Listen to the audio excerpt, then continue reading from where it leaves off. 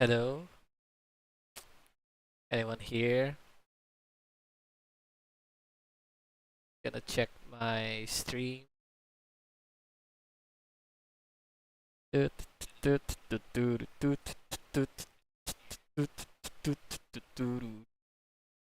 Hello, anyone here? Wait, let me just share something.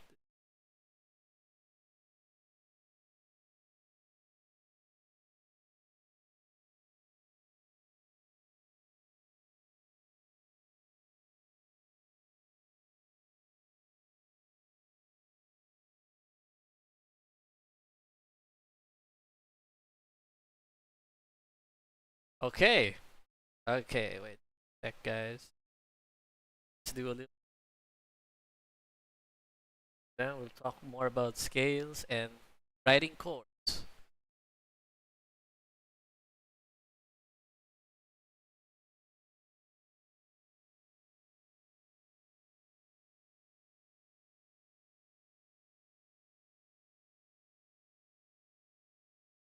Hello, everyone. Hello, hello. Sec.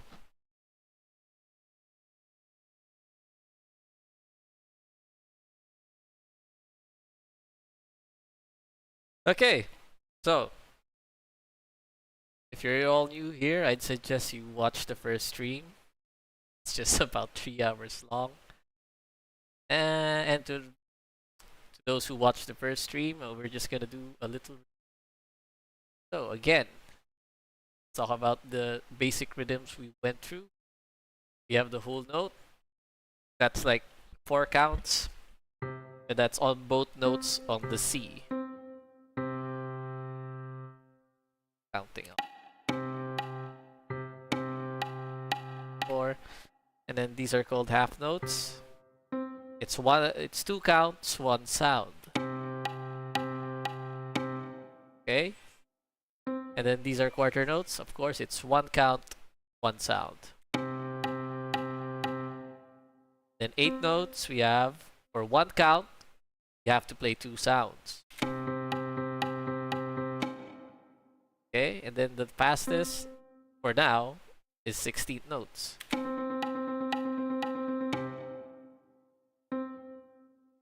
So for 1 count, you have to play 4 sounds. Fix this. And then we talked about the dotted ones. First off is dotted half notes. And it's equal to 3 quarter notes. That's the value. So for 1 count, you have to one sound, 3 counts. See? Without this, it's one sound, 3 counts. 1, 3, less. And then we have the dotted quarter notes. We talked about this last stream. It's worth 3 8 notes. See? That's worth 3 8 notes. That's the division. Okay?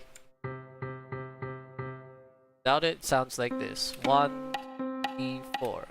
Or 1 and a 2 and 4. 1 and a 2. 1 and a 2 and a 3 and a 4. Counting it. 1 and there we go. 1 and 2 and 3 and 4. Tan ta. Okay? And just to complete this, you can add a quarter note. Alright, so we went through this. We are gonna go through scales. Wait, so how does this translate in the DAW, right? FL. My DAW, FL.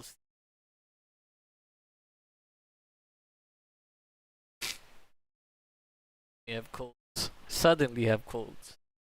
So whole note, again, it's 4 counts, one sound. It should look like this. So for the 4 cells here, the 4 cells you see here, that's quarter notes. And then the little cells inside them is mostly 16th notes. 4. Again, this would be a whole. And then we have the half note. So you need two cells or two rows. This would be half note. 1, 2, 3, 4. Tempo. 3, 4. And then we have quarter notes. So they get each 1, 2, 3, 4. And then 8 notes, you need the little, what do you call it? The little squares in the cells. This would be 8 notes. 1, 3, 4, or 1 and 2 and 3 and 4. And then the fastest, 16 notes.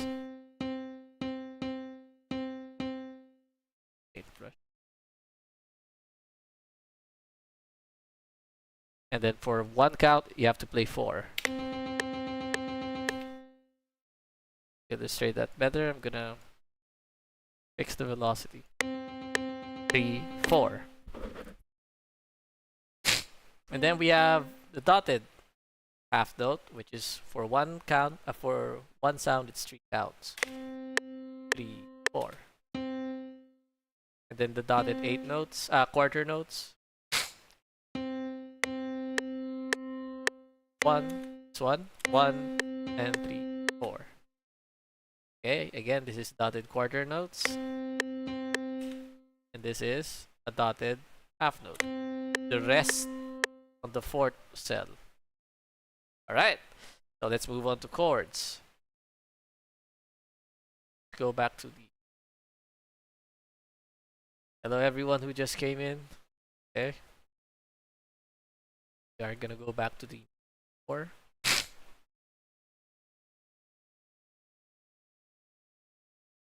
So where do chords come from? Like I said, they came from scales. And the example of the first scale I showed you guys on the music sheet at least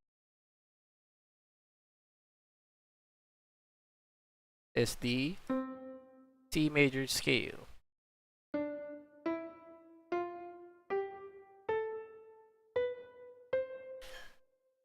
Alright, yeah, wait.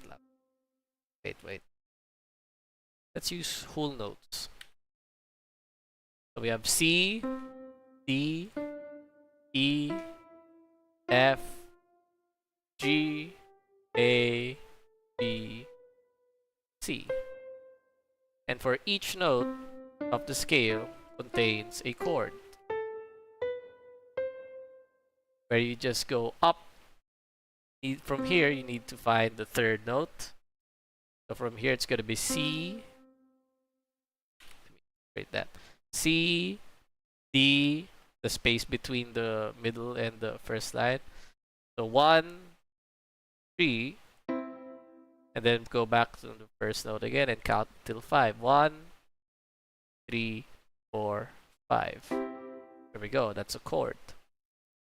Same thing here. 1, 2, 3.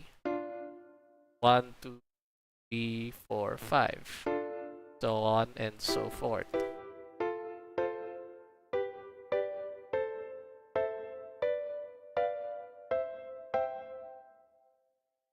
Then, like I said, the chord progression has a pattern.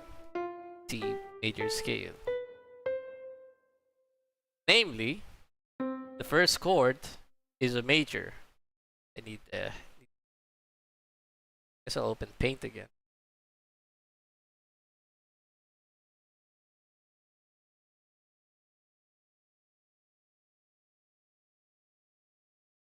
Okay, can't find Paint. That's showing on my...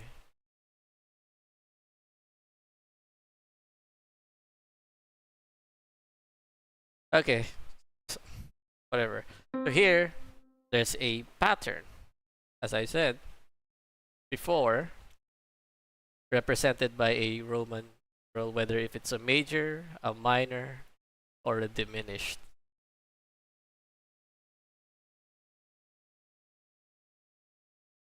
There we go.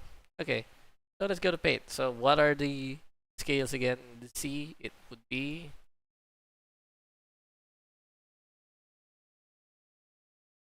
Yep, C, D, lagged. F, G, A, C. And then each note is a chord. The first one being as a capital I, again, it's major. Then we have minor. Then we have a minor third, E minor, then F major, so that would be this way. Then we have a fifth G major chord, a minor chord, A minor, and then a B diminished.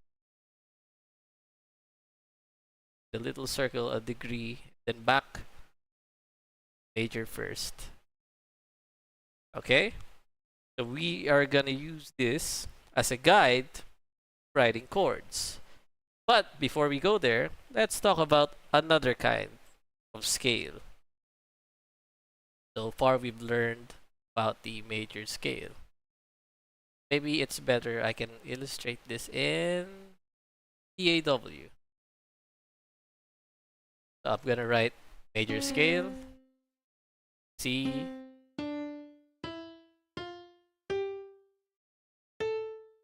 all in whole notes. Okay? Now, so if we have the major scale, C, D, E, F, G, A, B, C. There's another scale within the major scale. It's related to it. It's called the natural minor. Or relative minor, sorry. Relative minor. My mistake. So it's still the same key of C, but this time you start on the A. And when you play that,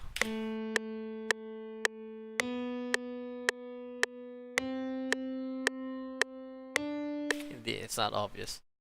Okay, I guess I'll use a faster value.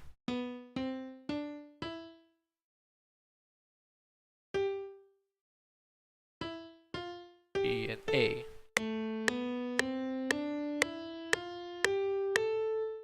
It's the minor sound as opposed to the major sound.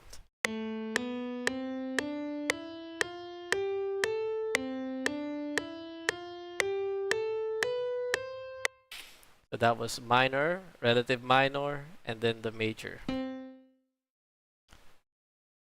So how do you find the relative minor of a major scale? Well, from this first note, which is C, or the key, you go 6. 1, 2, 3, 4, 5, 6. It's A. If you're in a different scale, like say E major, that's E major, by the way. The sixth of E major would be a C sharp minor. So you start on the C sharp minor, but still using the notes of the E major.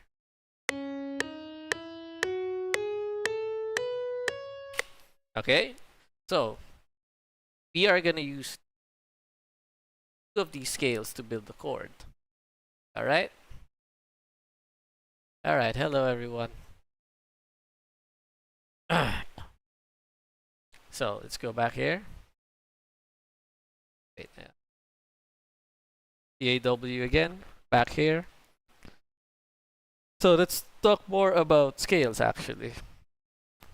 So we have the relative minor and then the major scale. Now there are different kind of scales. Another commonly used scales would be the harmonic minor. So let's start on the A again.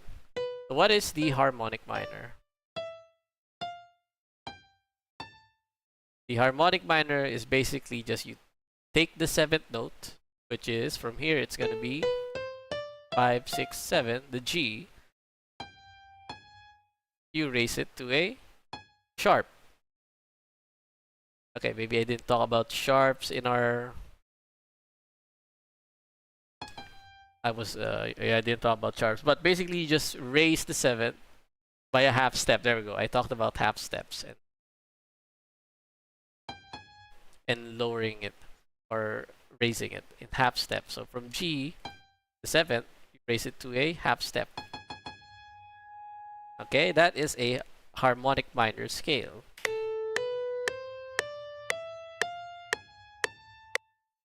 Alright, and then the next one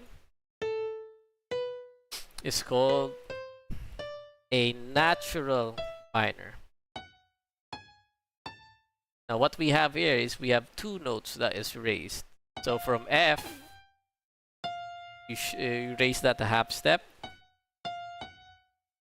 And then a G, raise that half step as well. And it sounds like this. Let's do that again. There we go. That is the natural minor. Alright. So those are the three basic scales. You have major, minor, harmonic minor, and natural. At least the three minor ones. You have natural, relative, and harmonic. So again, this is relative.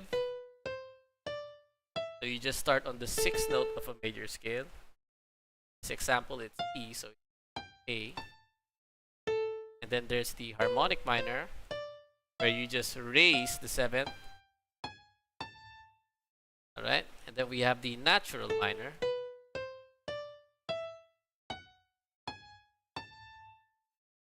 Got it? That's raised to the 6th, and then the 7th. Or the F and G. Alright.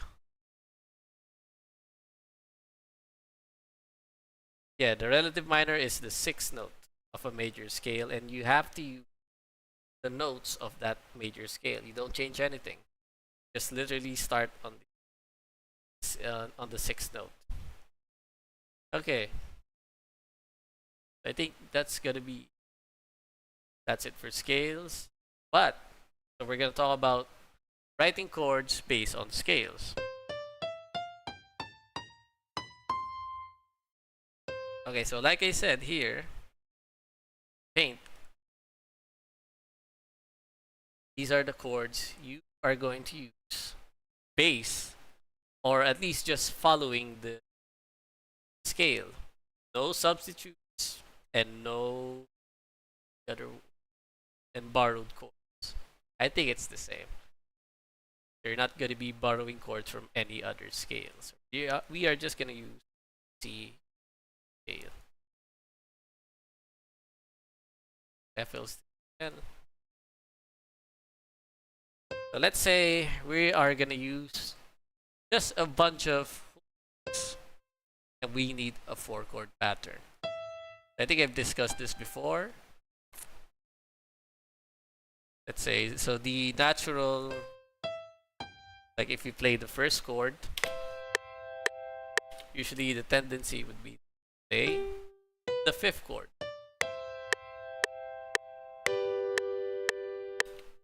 Alright? And then from there, you can try anything you want. Let's say we do a 6th. That would be A minor.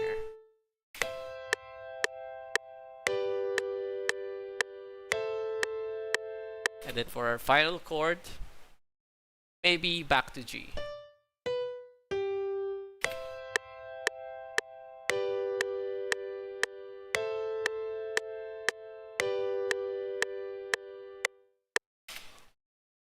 Now that's a chord progression, at least a 4-chord pattern. Okay? So now what can we do to make this sound better? Because although there's nothing wrong with this, you can make a song out of that.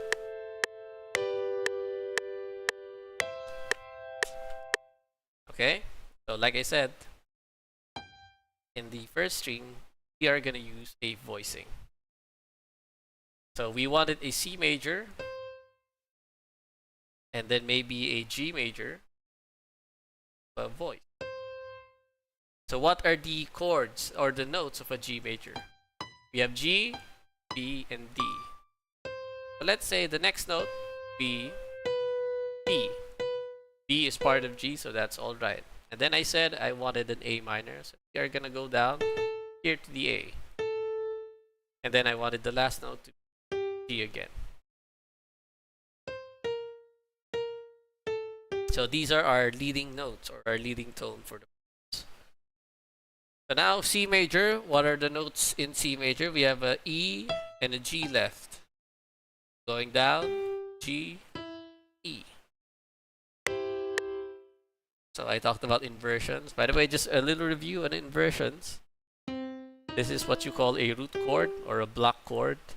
Now the first inversion would be you start on its next note, which is E. So that's the bass. So that means the C should be higher. And this is what you call the first inversion. Okay?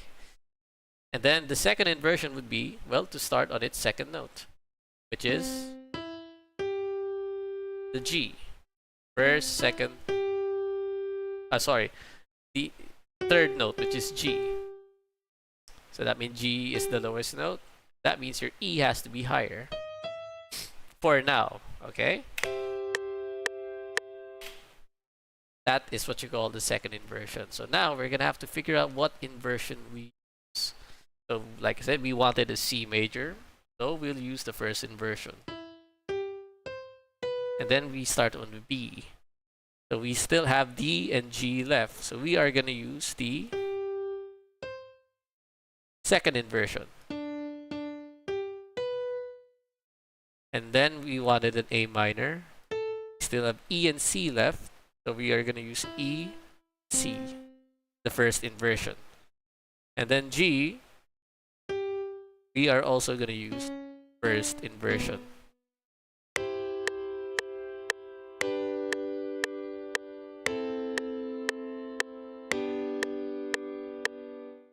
Then that's your chord progression based on a leading tone.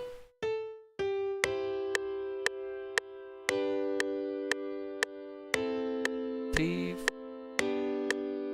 10.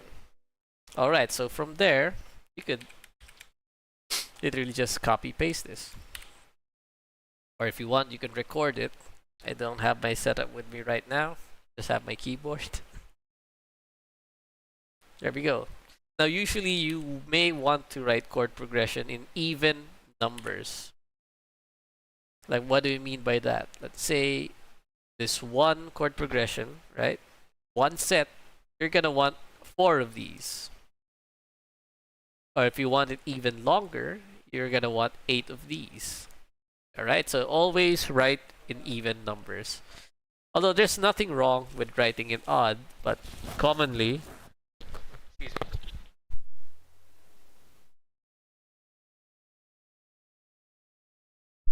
excuse me. But it's common to write in even numbers. So that's why usually people would just have an 8-bar long. This is an 8-bar chord. You'll see here it shows here 1, 2, 3, 4, 5, 6, 7, 8. 8 bars. Okay, so you have your first 8-bar chord. Let's add another 8-bar chord. So has to be different from this. That's where you start on a different different note, or on a different chord, but still within the scale. Let's say for the next chord we are going to use, let's say we want to use E minor this time. So E minor,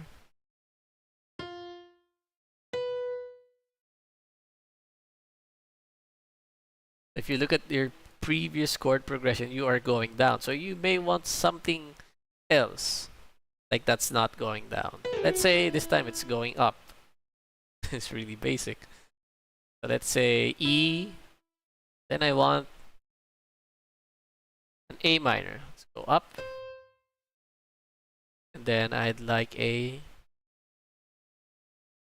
F, maybe C. So I'm just guessing right now. And then maybe a G major. So we have an E minor, C major. No, wait, what did you say? A minor. an F, and then a G. And these are my voicing.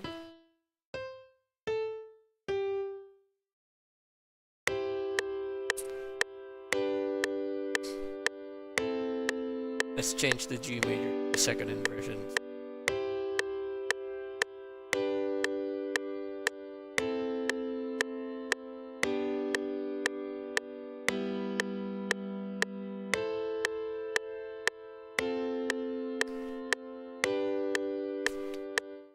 Okay, then you probably want to add another 4 of these.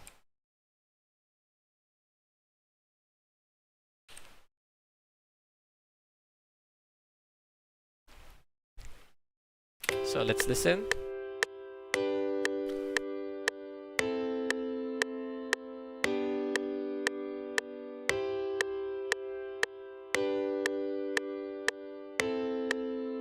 Now we're going to the E minor now.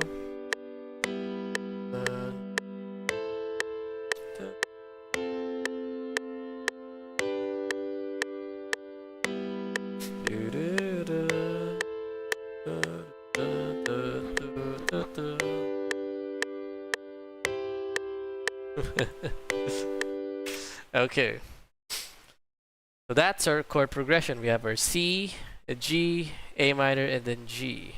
So what can you do? Make it sound a little better. Well, let's try applying some rhythm. The first basic one would be just try some quarter notes. I'm not talking about grooves yet. I'm still using basic rhythms. Just cutting them into quarter notes.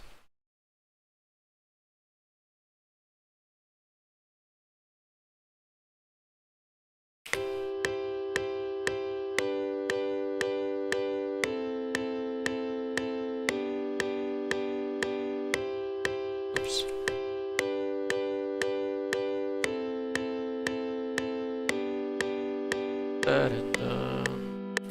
Then maybe here would be half notes.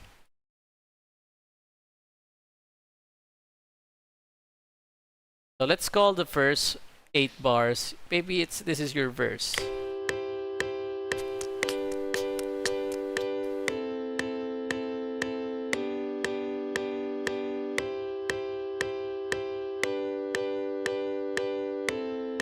And then, of course, you need to differentiate your parts. Then maybe this is like verse 2 or your pre-chorus.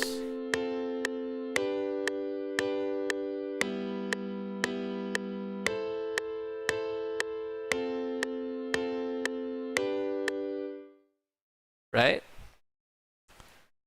And then, let's say you're happy with that. And then the next thing would be a chorus. So usually, you'd want a section that can push through a chorus. So how can we do that?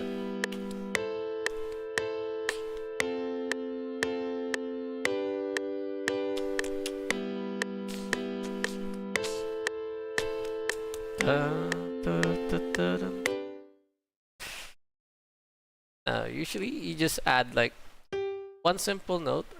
We talked about the different 7th chords. Now this is where the dominant 7th will be really useful.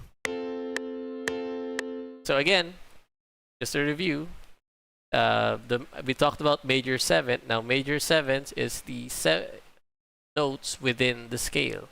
So from C, let's say we're gonna use a C major 7. 1, 2, 3, 4, 5, 6, 7. Now that is what you call a C major 7 chord. Or at least this one. Let's put this here. And then a dominant 7, that's usually reserved for the 5th note. In the case of C scale, adding the 7th would be a dominant 7 chord. Dominant 7s are again usually reserved for the 5th chord of a scale. And then of course we have other sevenths, like minor sevenths. Like for example here, we start in E. The seventh of E would be D.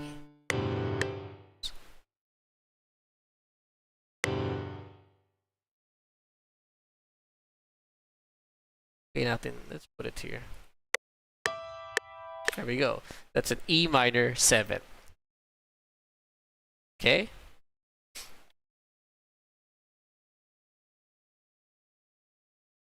Screen is stuck in pit. I am so sorry. It always happens. What DAW am I using? What do you call this? FL Studio.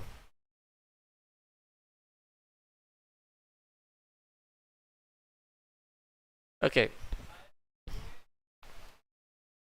So what was I talking about? Oh yeah, pushing it to the chorus. Now let's say you're happy with this. Since our last chord is G,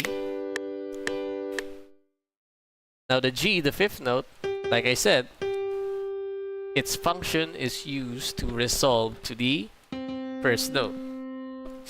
That's why I chose G as like the last chord, or like the fourth chord in my cycle. Here it's a G, and this is also a G. So that's what you probably want to do.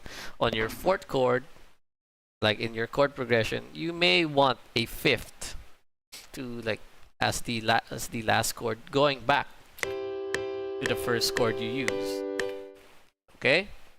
So we're gonna talk about that, by the way.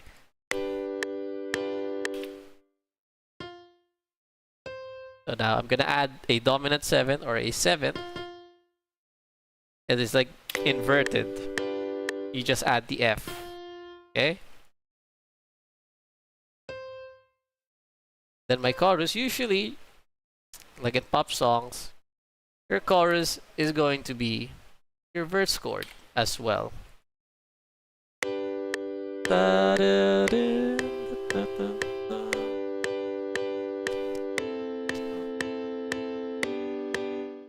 Maybe in a different rhythm. You need to differentiate it. Maybe let's do it in 8 notes instead. This is so basic.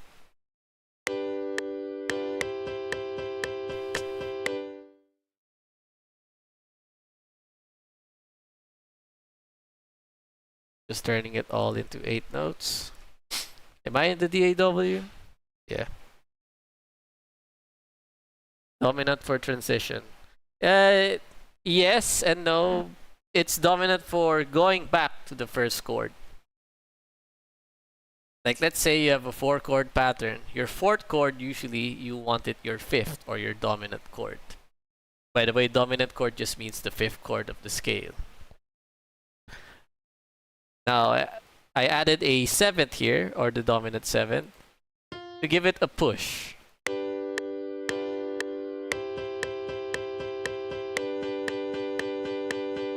Just remember, tension, it gives a very strong resolution. And a dominant 7th chord has a lot of tension in it. Just because of you're playing like that 7th. Or like I said, a dominant 7 contains a diminished chord. In this case, in the G major chord, we have the B diminished.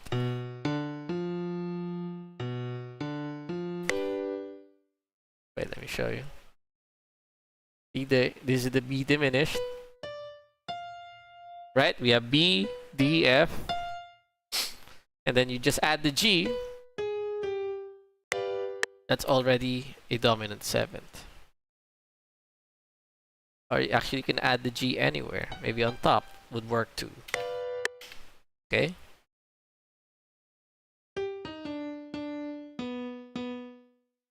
So that's it.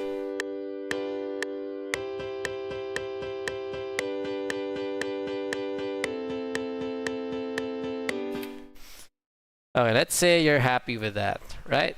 Just say you're happy with that.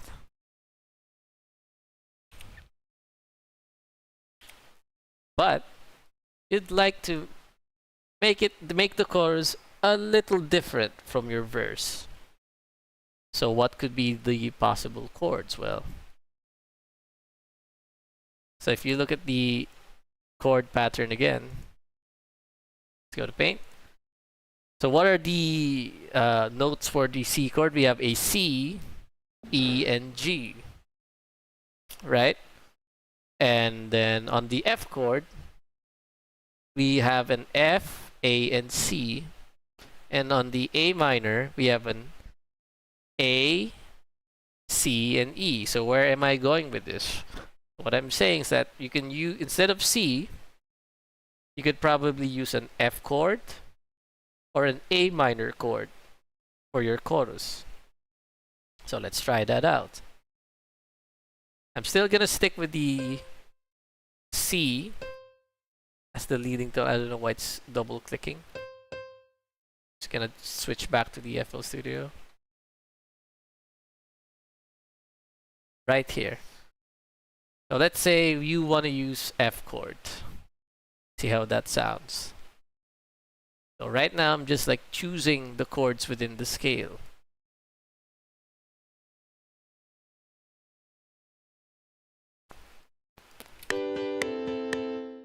So let's listen to it. Starting on the pre-chorus here.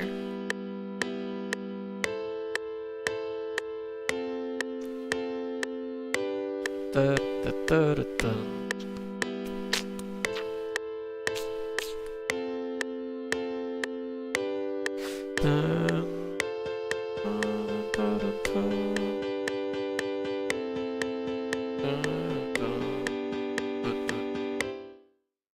So that's your F.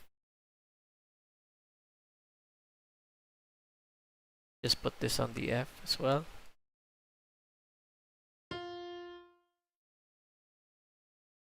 Okay.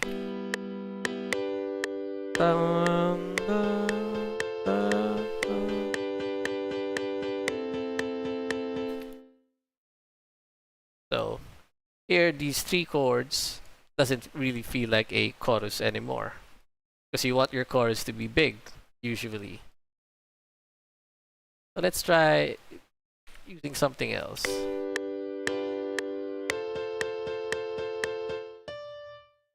Let's go for a G, going up a root position.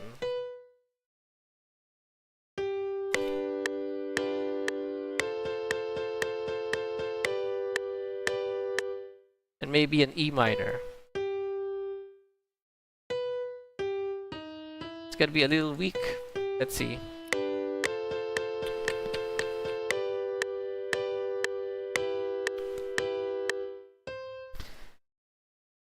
And then on my fourth chord, let's not use G. Let us not use the G instead. So we're gonna maybe an A minor.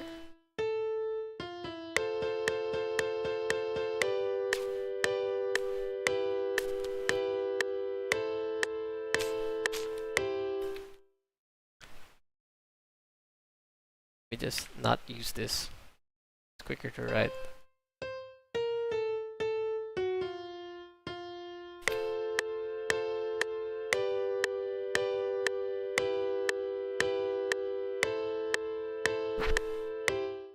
So that's your chorus. So what made me decide to use these following chords instead? But first off, an F, when you start on the F or like on the fourth chord, you usually want to go there up a step. So in this case, I use a G. If we're talking about in the context of choruses, okay, because choruses has to be like big, you know, it has to be grand for most cases, okay? Or you can use E minor instead, as long as you're doing it a step, like the next chord, either going up or down. Sorry, minor.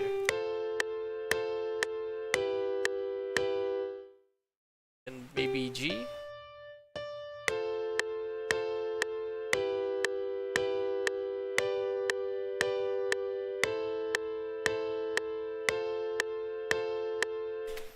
Okay, And then after that, I remember when I said I usually don't use E minor or like chords that would have too much common notes in them. In this case, it's alright because you want to keep, again, the energy of the chorus like up there.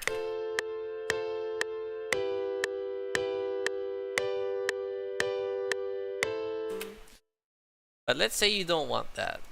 I guess, again, you could use something else. Maybe like to go for a C major chord. Let's remove this so it's not confused.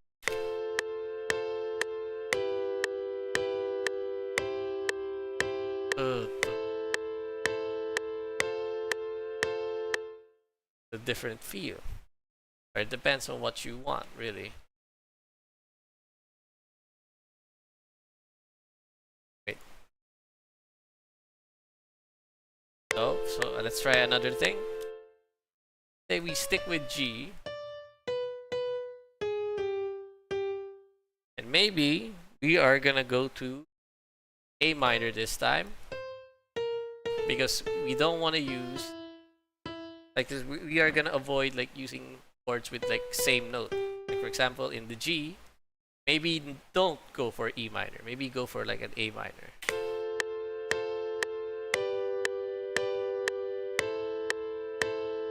And this time we can go maybe G.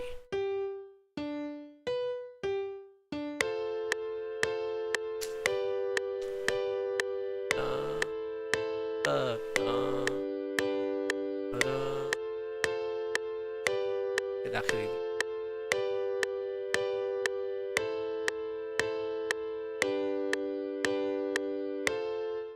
Okay. So again, we're gonna start like on a different chord. Like F, you may wanna go a step. Like the next chord.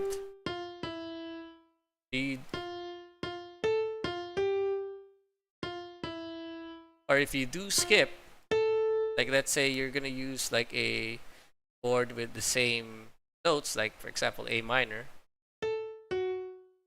you may want to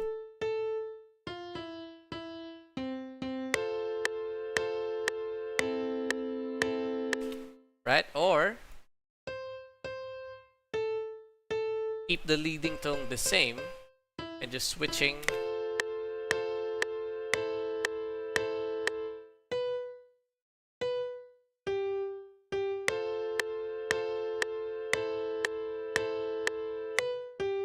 gonna be E minor.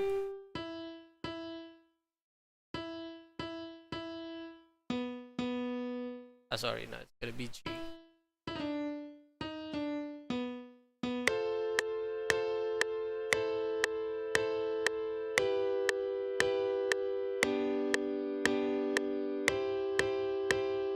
Okay. Again, by the way, this isn't like, this is like a guide. I'm just saying, like in the context of a chorus, because you want, again, your chorus to be up there in terms of like energy. So if you are gonna start on like, say again F, and you wanted like maybe a chord with like the same note, you may want to keep the leading tone like simple or like monotone. So here it's gonna be just like C, C, C, C. Then maybe you may want to go up, because you can't keep using you can use the same two chords like F and A minor only. That will work. So there's a lot you can do, honestly.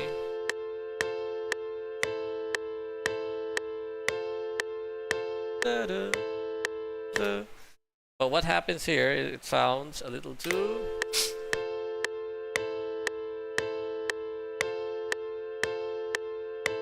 doesn't really feel like a chorus anymore, now does it? But again, it depends on what you're going for. So maybe go for this again. Then E minor and G. Let's just go for G.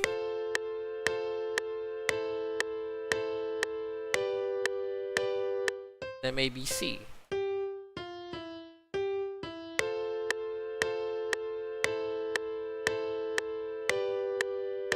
and C. Da, da. Okay. I'm just gonna put this on the side. Maybe you didn't like that. Let's try another way. Again, this is the pre-chorus. We're gonna try something else. Maybe this time we would like an A minor. Actually, no, let's try something else. Let's say you wanted to play E minor as the first chorus chord. Now, now in the context of a chorus, right? Now, this won't sound too like impactful. See that? Again, you're using same notes. Like even if you move that around, let's say E.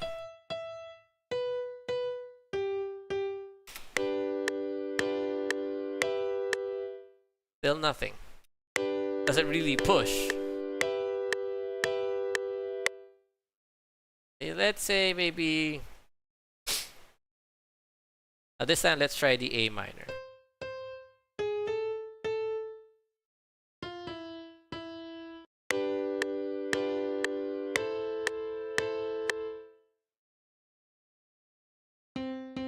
That's maybe going down. Okay, so A minor doesn't really, like in terms of choruses, doesn't really push to. Because why? Because G, like a step up. See? That's why it doesn't really push too good, because G is like next to A, so it's just like going up. Because if you play the pre-chorus, but also we use like A minor on the first, and it just kind of repeats. Even if I change this one, let's say it's an F instead. Even if I change this one, the dominant to the 6,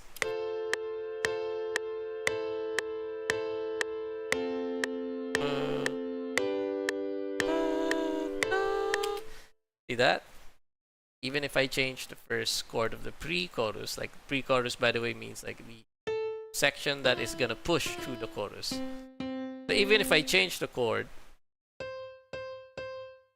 doesn't really, it's not convincing like as a chorus. So this time I change it to a C, the first chord. 7. It's kind of there, but it's really subtle. And again, it depends on the chorus you want, but usually you want your chorus to be impactful. Like even if it's like a soft chorus, as long as the chords is like convincing, all right, it's still going to be impactful.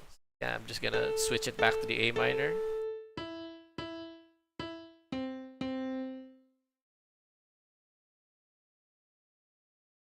What's like a leading tone? Okay, so like I said, G to A, not really impactful. But remember when I said like a half step is always like an ending sound, no matter what notes you play. Like, let's say you use G. Oh no, let's use this example. I'm just gonna throw in a lot of notes. Doesn't matter. But the leading tone is going to be B. Oh, here's another thing.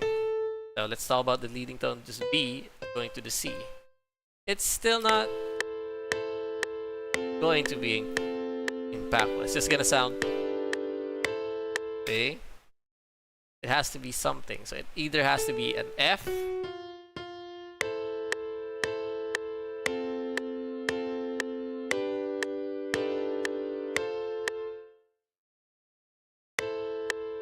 let's raise the leading tone. Dun, dun, dun. See?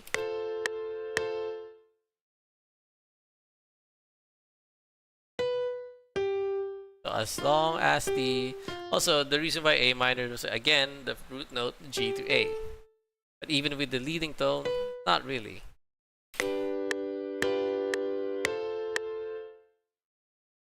It seems that F here, F seems to work, and of course, C will always be your best bet.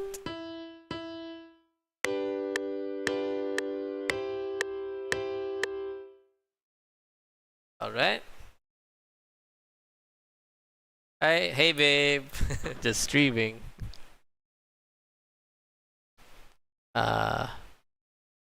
What was that? Okay, okay, let's say you really want that A minor to work, right?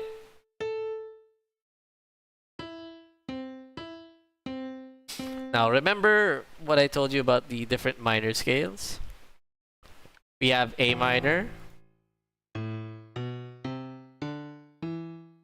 the nat. Oh wait, let me put this here. I'm just gonna go to a new pattern. Relative minor. So now, let's say you really want that A minor chorus, right? But you can't find any chord progression that's like convincing. So let's go to the relative minor then. So now we're gonna be switching to a different feel. So what's the general rule? Usually the fifth, right? That's what is used like to end it, like to end the first note. So the fifth of an A would be E. Let's form that chord. It would be E minor. Okay, so let's try E minor instead of a G7. See? Oh, and when you're writing chords, you're just gonna change something. You may not want to like jump around too much, usually, but it depends on you. So E minor.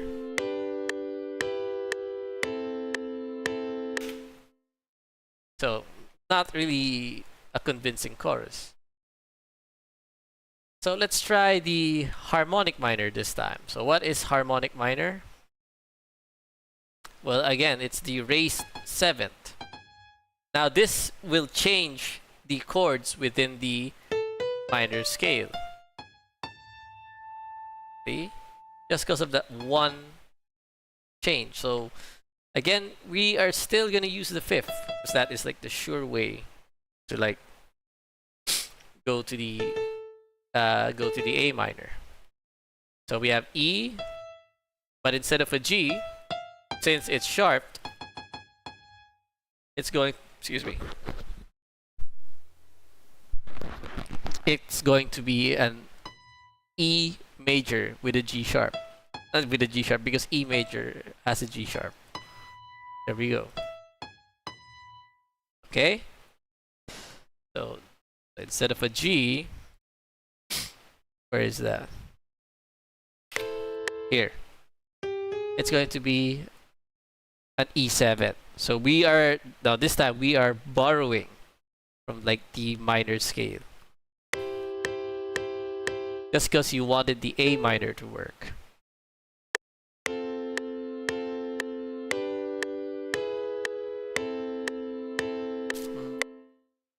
Maybe change the voicing. Da, da. See? It works a little better. Actually, it works. And then maybe let's go with F. So there you go. Da, da, da, da. Then maybe I'll use the E minor as my fourth chord.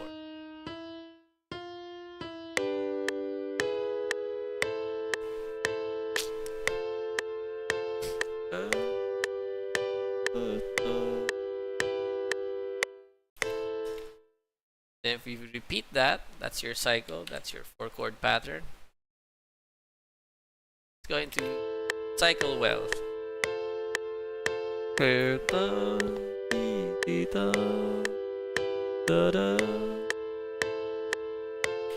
Okay? Sounds epic. Oh, thanks. So that's like one way. Like let's say, let's go to a new pattern.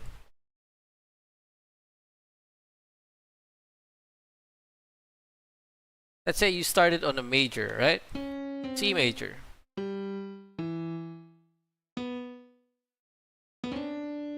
Wanna go up, up, then down again.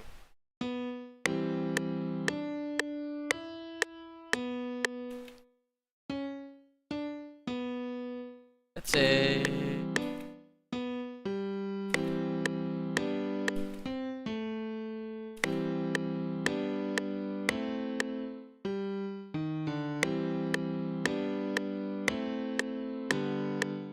let's make this E minor instead.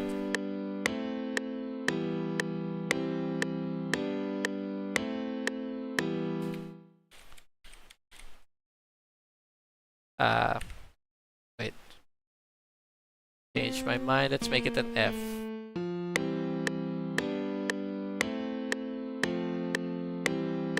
There we go. Let's say you started on a F major, right? On a C major, on a major chord pattern.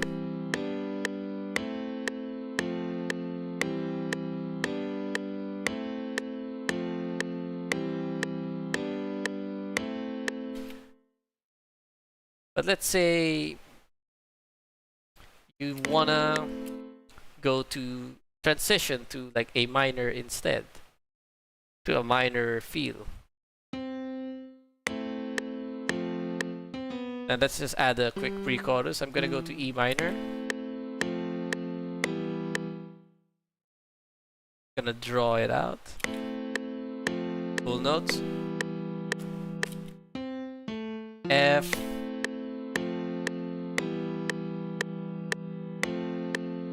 Back to E minor.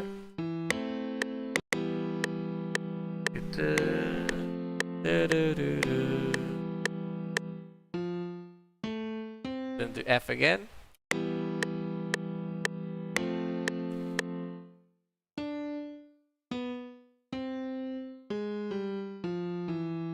No, let's try G.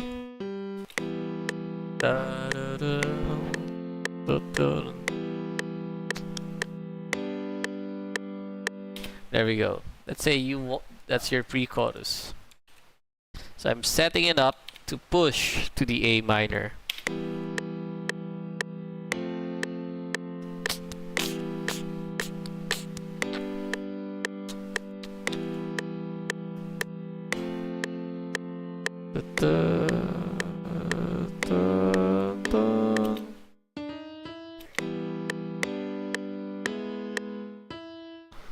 See? So what I did here, from the G, I added the E major.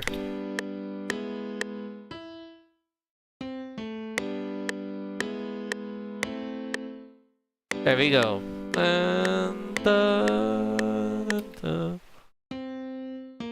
Maybe an F.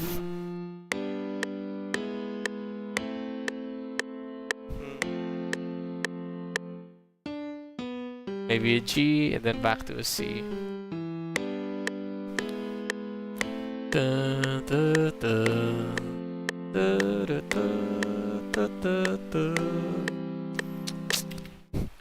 Or maybe an E minor instead.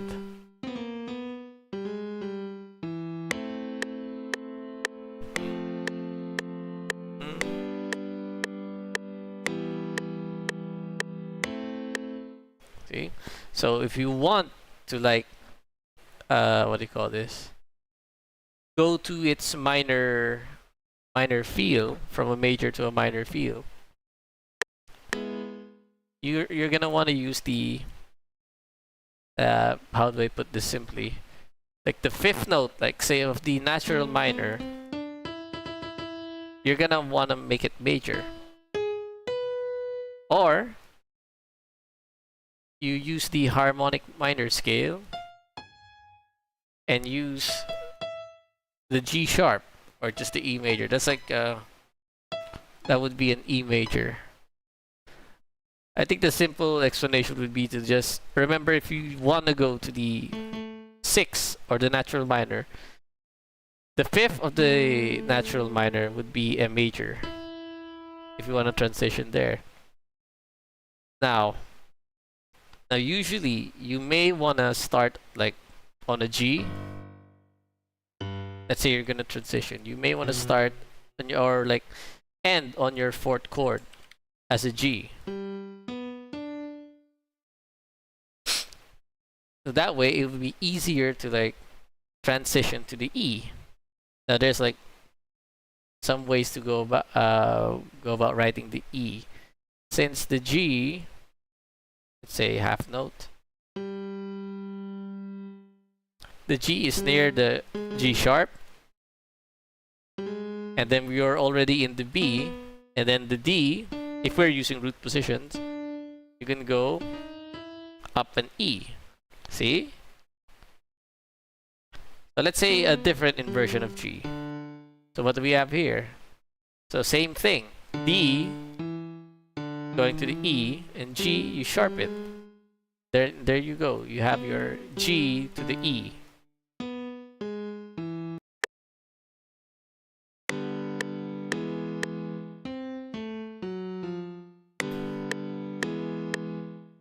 Right? Another inversion of G going to E. So we have your B, okay? Well, you need an E, so going up, and then the G, you just sharp it, or you raise it a half step. There we go.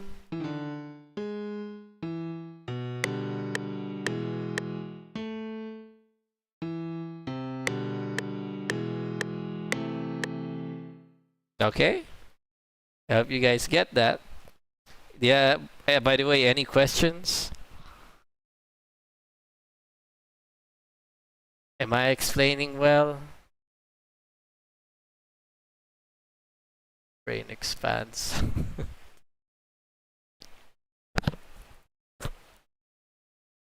Hi bro, love your music. Oh, thanks, Archangel.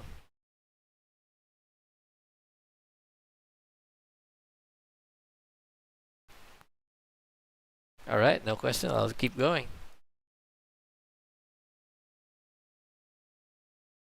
I'm just talking about like writing chord progression. So another rule, or like guide, let's just say guide, I'm not gonna say rule. When you're writing chords or like sections, usually the verse is like the calmer one. Usually. Let's say I'm gonna write a song. So we're not, by the way, we're not even going into like grooves with, because sometimes a groove or rhythm is the one that pushes to like certain section, whether it's gonna go quiet or it's gonna go loud, right? Okay, for now, let's say your verses. Now usually in verses, you may just want like 2 chords.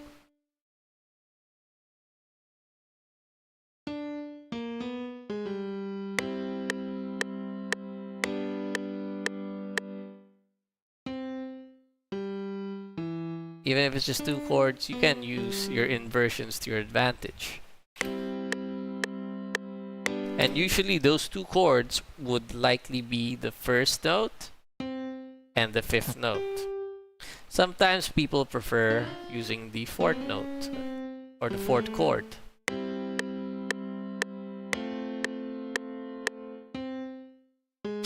It depends on the feel, what you want. 4th chord, 1st chord again.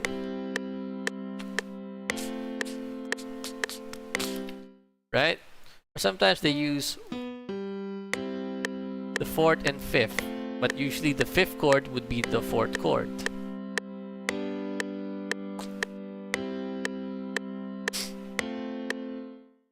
But honestly, it's interchangeable. Maybe you'd like the 2nd chord to be the 5th and the 4th chord to be the 4th, or F major.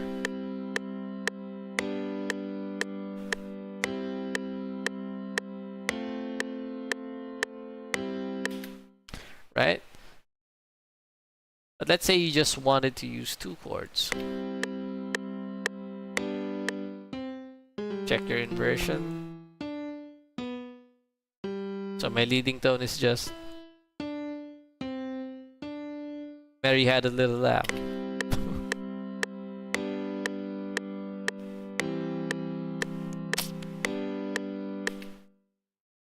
Now your pre-chorus, or like the section that is going to push to the chorus. Now, by the way, you don't actually have to follow that form. Like after verse, it's going to be a pre-chorus. Maybe you want something else. Maybe like it's a fill-in or a second variation of the verse. It depends on you. But let's say we're just gonna go with pre-chorus here. Now you already use C, the first chord, and the G, so you may want to use something else. Maybe A minor. And I want it to go down.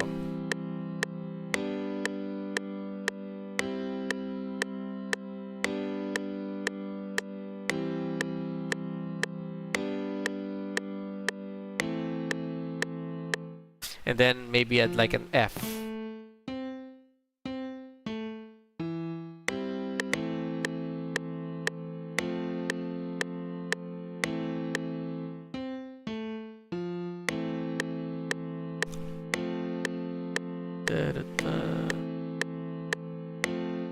Just gonna add another. Now, on the second repeat of your, say this is your pre-chorus, you may want to change the last chord to a G.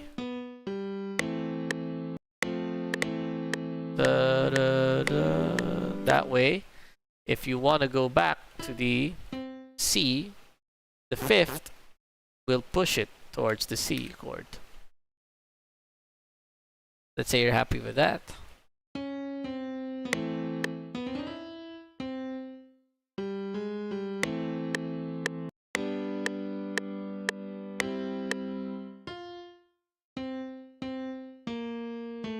Now for your chorus chord, maybe you'd like C major to the F, going to the A minor, then down to the G.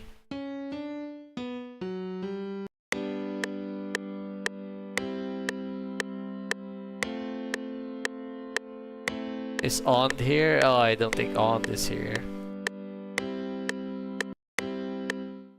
Where is Stalin? Well, he's dead, but my cat, on the other hand, is asleep.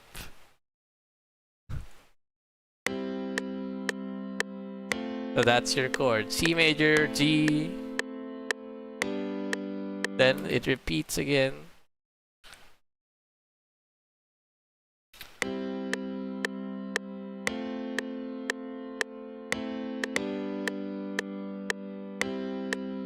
There we go. All right. So and maybe you don't want to use like a C major. So again, you gotta start here from the G. You use an G, and then an E major, and then this will be an A minor instead. But actually, you can use this as a C. It will still work.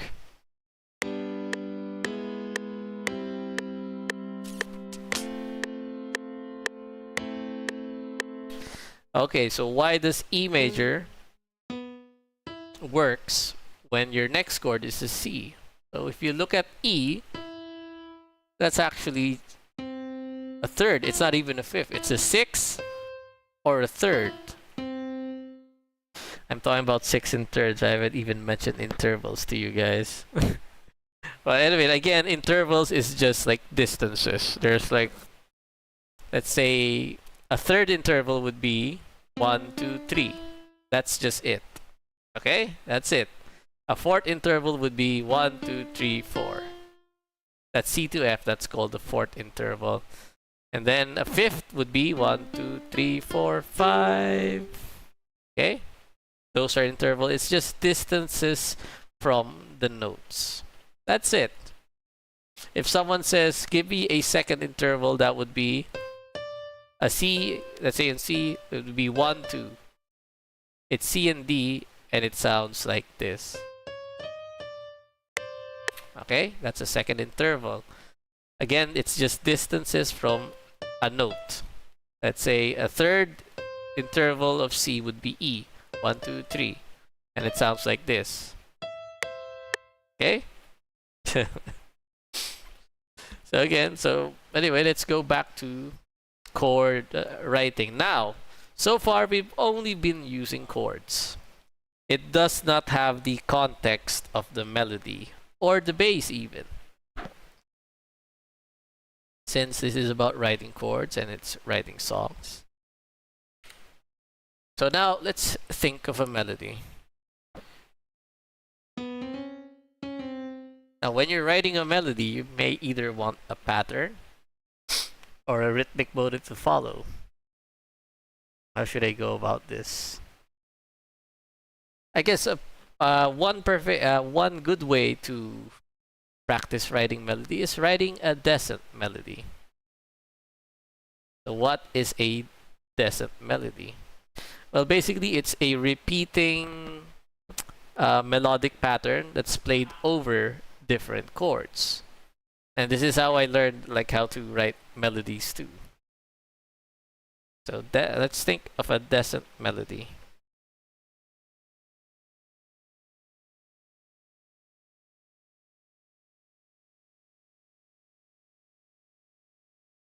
Now, decent melodies also used for like, man, this is like technical. I'll leave that other explanation. Just know that a decent melody is something, it's like repeating.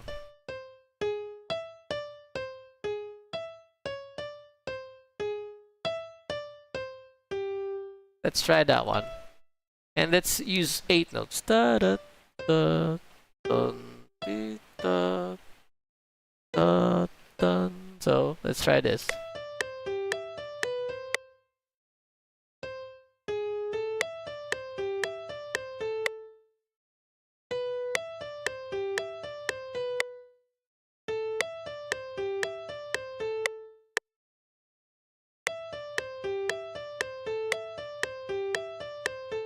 Okay. Let's say that's your decent melody. It could be anything, by the way. You could go.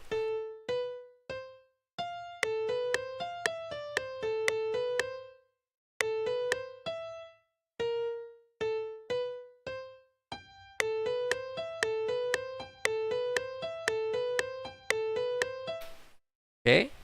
That could be your decent melody. Now let's think of a chord progression for it. So I started on the A. A, B, C, E, A, B, C, G. So let's try to think of a chord. Let's say we try a root position of F.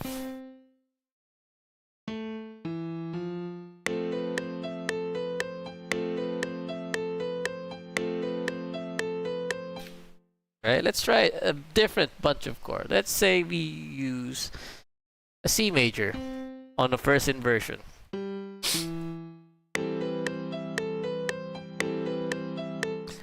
But you know what? Let's C major on a root position.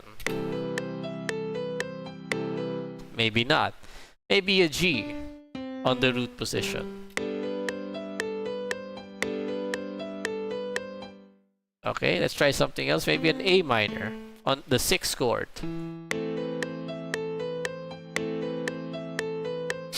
Now this makes sense. Okay, maybe now let's try one more chord. Maybe E minor. Kinda works. Let's try another inversion. Okay, so from trying different chords, where to start, the one that's fitting is either an F major or an A minor.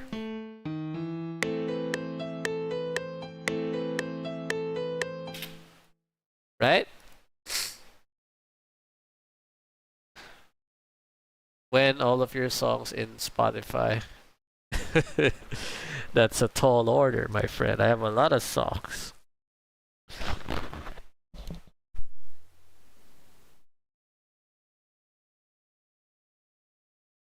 you like F major? Okay, so you like F major. But how come the other chords don't really work too well? I mean, E minor kind of works. And maybe G maybe kind of works. But not really.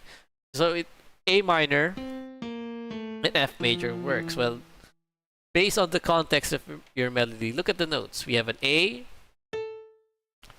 B, C, and an E. And then we have an A, B, C, and a G. Now, if we look at this, it's outlining A minor. Right?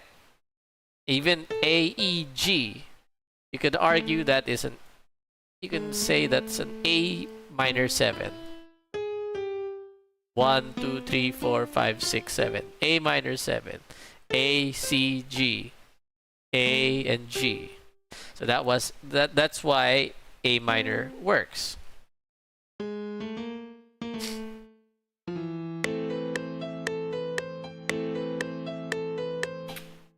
Okay? So now these are so since this is a descent melody, you could basically play it over different chord progressions. And for every chord you play, it's going to sound and feel different.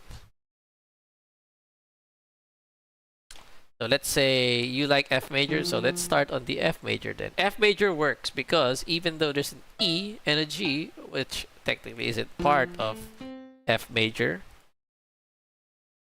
right? It's still excuse me. It still works because the starting note on the take note is it starts on the strong beat. What is the strong beat? It's like the count on every 4 here. 1, 2, 3, 4. See, this is a strong beat, strong beat, strong beat, strong beat. Since A and C starts on a strong beat, F major works, even with an E here, even with a G here. E and G is on a weaker beat. Okay? So that means it won't be as dissonant, or it won't, what do you call this? It won't sound out of place. Again, because A and C, which is part of F major, is on a strong beat.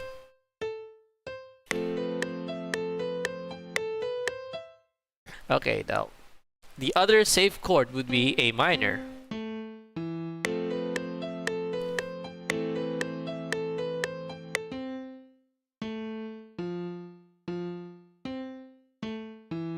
Oh, let's listen to it.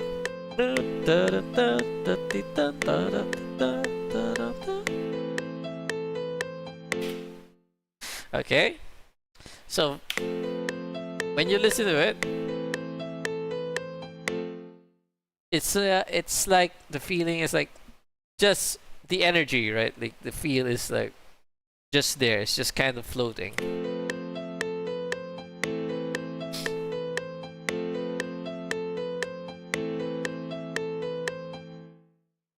So you may want to add. Okay, before we go there, let's try a different inversion on the A minor. Maybe that will.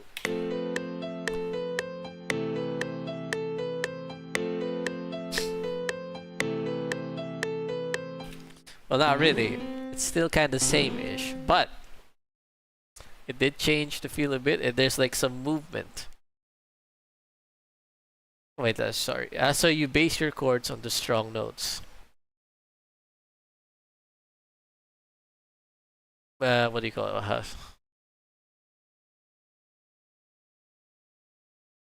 So again, it isn't a rule, but that is like the go-to, like the guide. You know, like it makes sense. I really don't want to say like this is the rule, because there are no rules in writing. It's just like basing it on the strong notes, like the notes on the stronger beats would like dictate the chord you're going to use, right? But again, maybe you want E minor, and that's fine. it's going to work. But usually, the notes on the stronger beat would dictate the chord. May dictate the chord. It again depends on you. So, again here.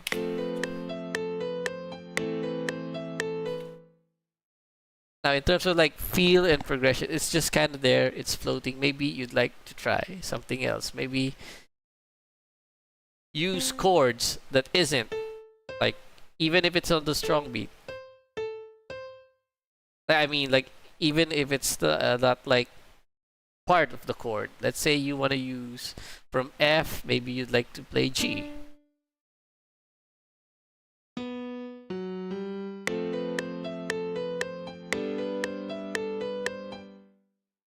What do you think is like the next chord we should do? You can go back to F.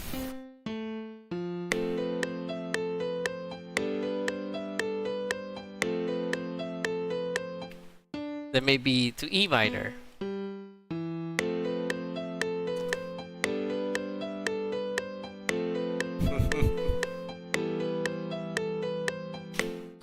Now I know what you're all thinking. This particular chord, it wants to go somewhere else, right? You guys feel that?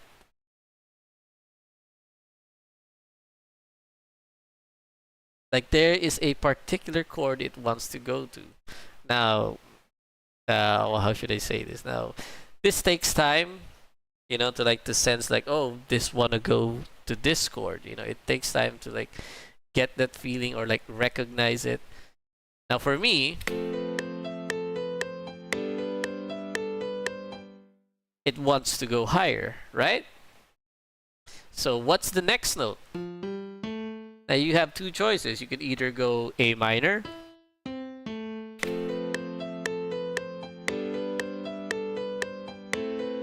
there we go, A minor. Let's listen to the whole thing.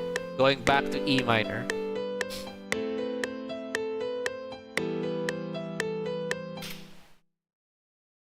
All right, that really works. Now maybe you'd like C major instead.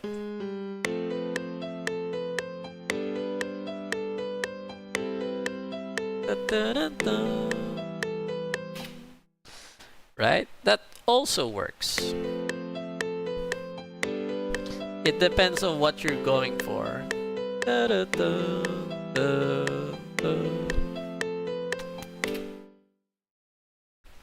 That's a decent melody, and then see how it changes like with every different chord. Instead of playing it safe, like, oh, I need to like keep it within the notes on the stronger beat. But again, you can do that if you want. And what do you guys notice when I play this? I'm using mostly block chords because the leading tone I wanted was to go up. But what happens if I keep going up? That's going to be maybe an F.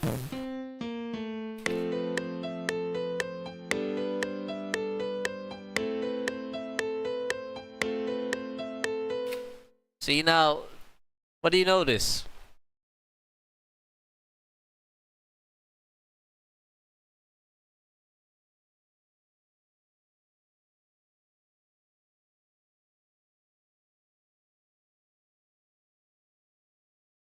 It wants to go higher. Like when I play the F here, that's true.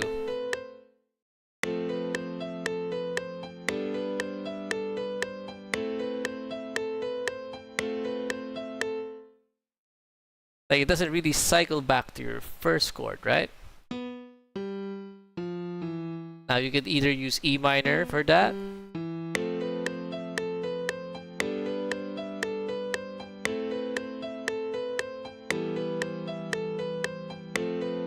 There we go. Now you cycle back. Or you could use your G.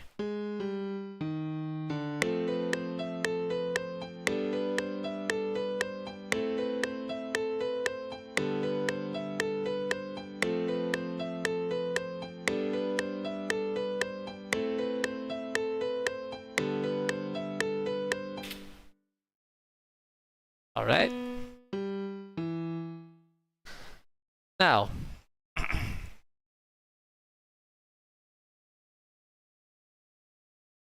what's this? What's all this now? Wants to go higher? Ups, C major. What are you guys talking about? Well, anyway, so that's writing chords depending, like with the context of like a melody. Now I chose we'd write a decent melody instead of maybe. It's like a good way to practice. Like start with like a repeating melodic pattern. Like for example, this decent melody here. All right. So let's say now this one sounds like it's in a minor feel, right? Maybe you'd like to try something of the major. Let's try dotted quarter notes.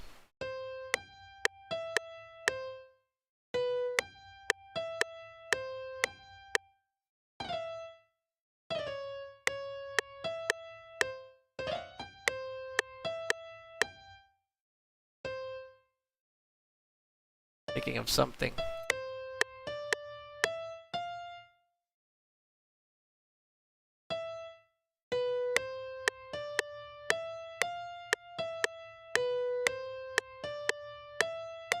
Now this time your one phrase melody or your decent is like 2 bars.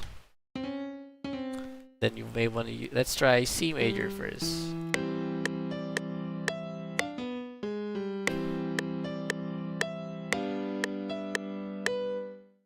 Right? So you want a major feel. Let's copy this.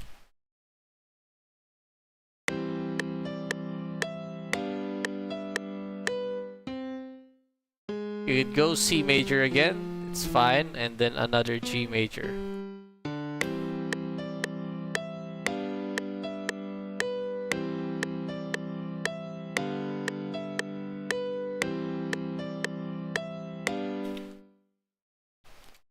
Let's say you wanted more movement. Let's try an F.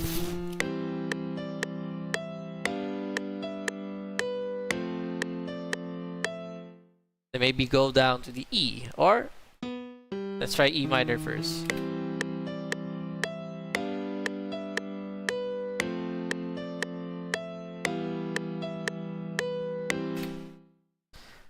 Maybe like G instead.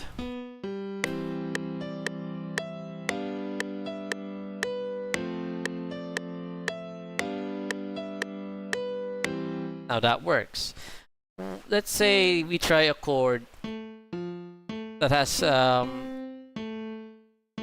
same notes, or at least almost the same notes as the previous one. So F major. Let's try A minor.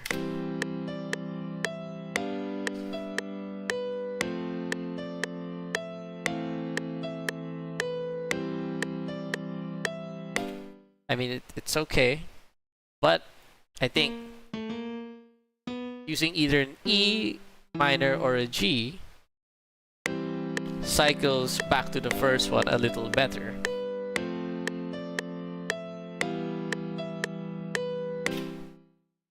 Alright? So again,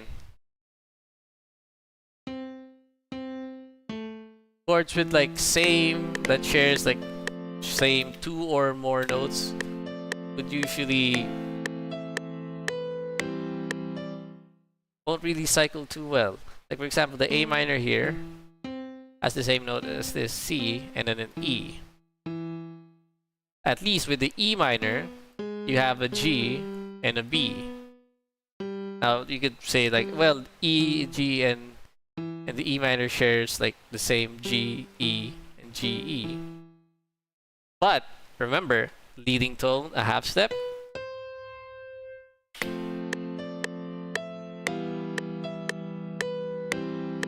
And with the context of your melody, the last note is B, leads to the C. That's why the E minor works. And if you use a G, let's be a little stronger, unlike it's almost like an ending, as opposed to the E minor, where it sounds like a continuation.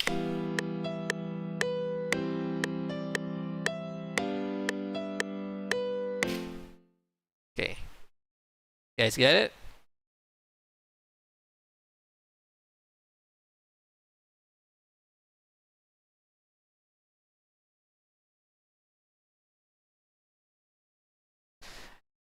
You should probably explain to the fellas the creativity side on progressing the chords come from. The creative side progressing the chords come from, because most of them are probably still confused on why does leading to this chord sound subjectively better than the note and so on. Well, I should. Alright, any questions then? Can be any questions? Like he's saying that there are some chords that sound better. Why some chords sound better leading like to a specific chord? Like I said, for example here.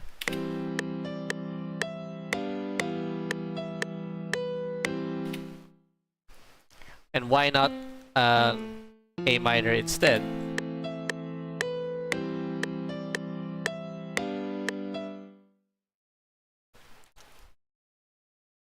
But I've said this before.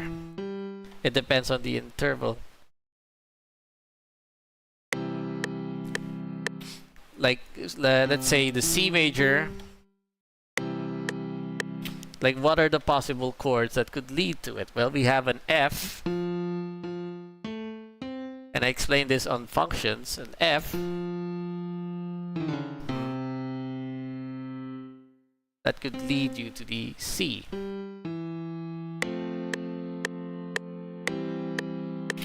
Okay? And then again, it depends on if it's a stepwise or if it's skipping. Because if a note is skipping, like say E minor, you're gonna go to the C.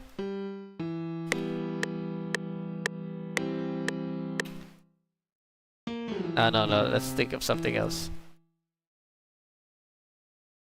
I can't think of any question. Okay, it's fine. So C, let's say we use a D minor, and it should go to the C.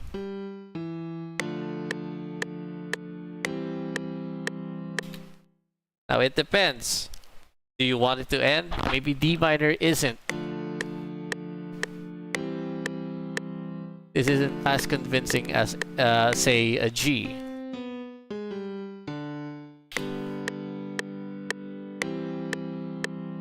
Okay?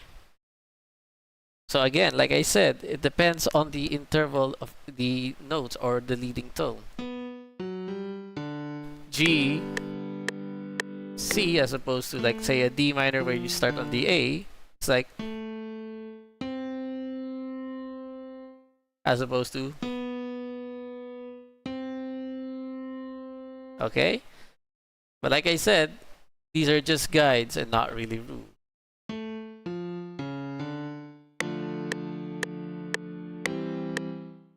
An F works.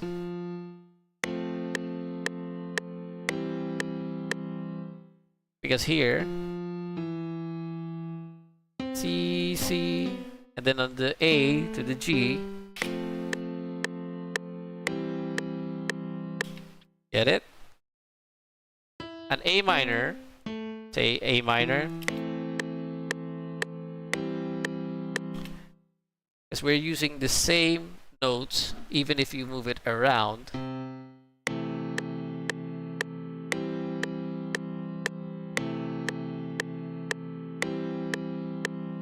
Okay?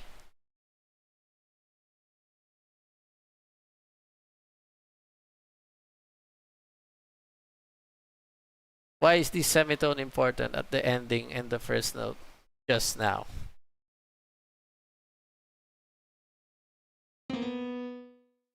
When you play the scales, I mean, my simplest answer would be it just is. Because of the major scale and the feel. A semitone is usually the interval or the distance in which it ends. Changing that See? It's not as convincing as semitone.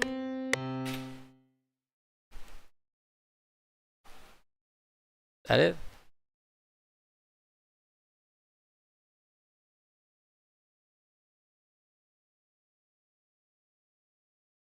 This might sound dumb, but what matters in chord progressions are how many notes that move from a chord to another to another.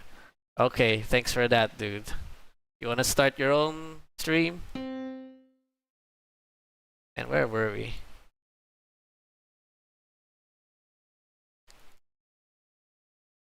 Oh yeah, writing chords with the context of a melody. So like I said, you could practice by writing a decent melody first. Could be anything.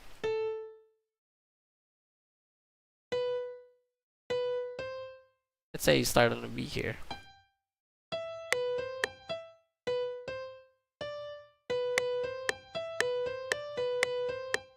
Okay, it doesn't have to be 8 notes every time. Maybe you'd like to use 16 notes.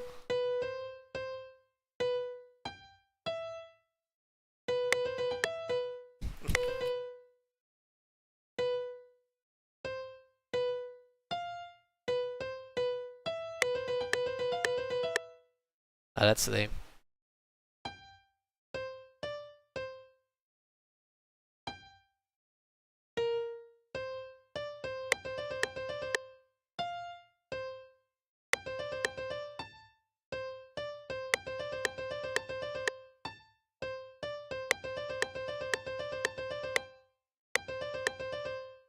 And then maybe try... You wanted a major sound? Try F.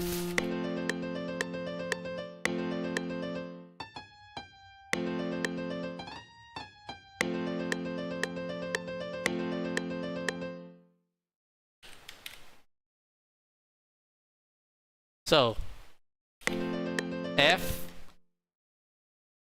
What would you like for the next chord to be? Maybe you'd like it to be C major. So now there's 2 notes moving.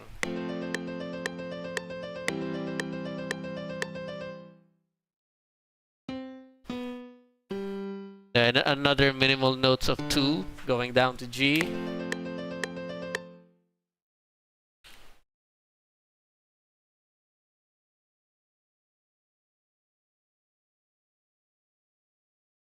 Sorry for interjecting. I was trying to reply to why Lass's. What's Lass's question? Lassa here.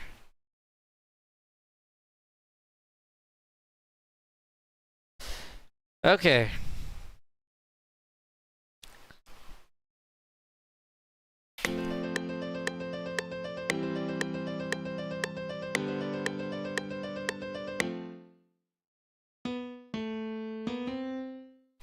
And then on the G, since we started on the F, you could probably go E minor. Since we already used the G chord here on the third part.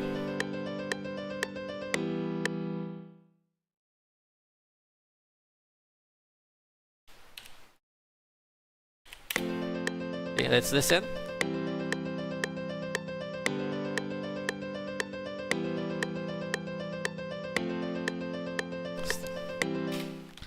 Okay. It still cycles through. So that's with the now let's try making a melody. Not a decent melody, but a melody. Let's start with something.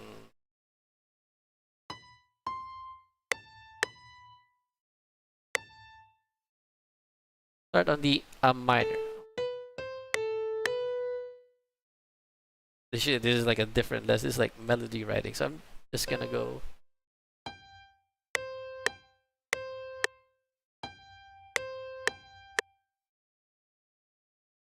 Dotted quarter notes.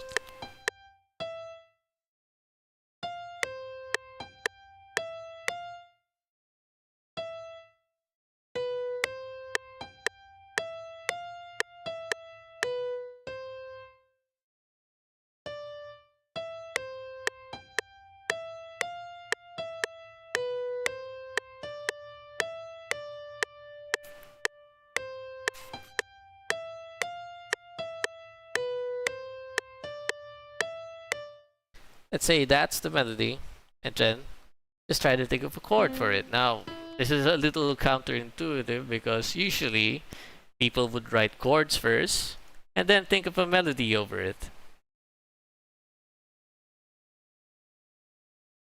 I'm supposed to be just talking about chord progressions. So if you guys have any questions, please write it in the chat regarding chords. So let's say C major.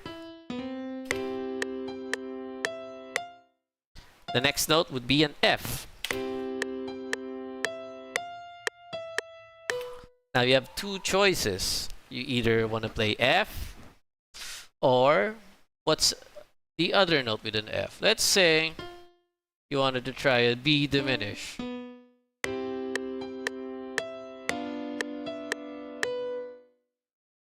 Now a B diminished, now that's a really tense chord.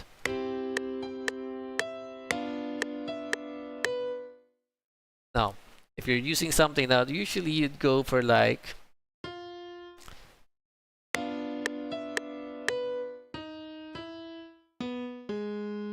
and let's say da dun dun. Oh, sorry, I didn't consider the context. C. Maybe an F. You know that works because again, B moves down to the C and B moves down to the A.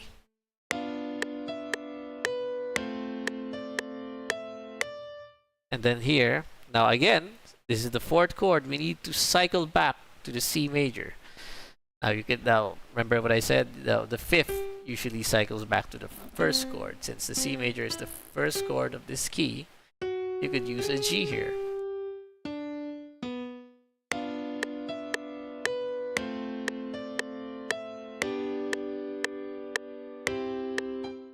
There we go. Let's say you want to change the diminished. You don't like the diminished sound. What's here? We have an F. We could either go... Now we have already decided F here.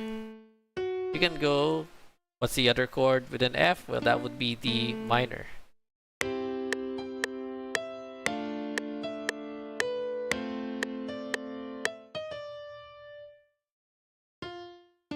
G.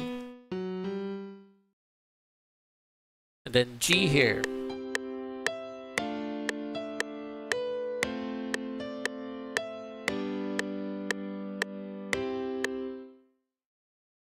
Which is like better, writing chords first or melody first? It depends on you. Do you like writing melodies first? Or chords? It really depends on you.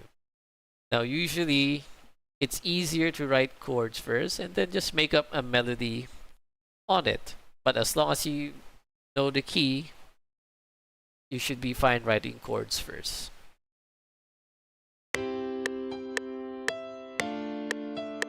And you know, the same goes with writing melody. You should know what key you're in.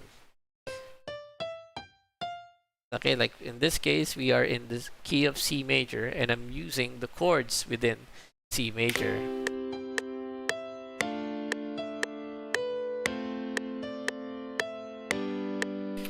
Okay, let's say you don't want to use the fifth chord. Maybe you'd like something else. Let's say D minor, since D, the last note is a D. Okay? Alright, so maybe you like the sound of this D. You could just add a G major here on the half note.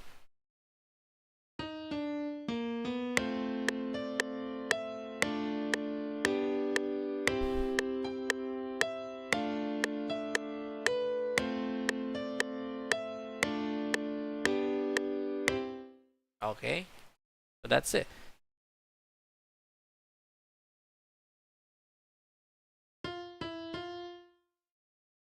Maybe you'd like a diminished.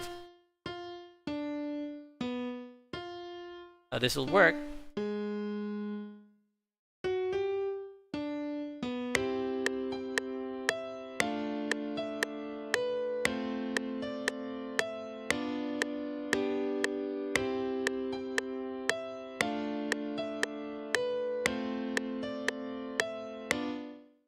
Now again, a diminished is usually used before the fifth chord. Well, actually, a diminished is used for like modulations, but that's like for another time.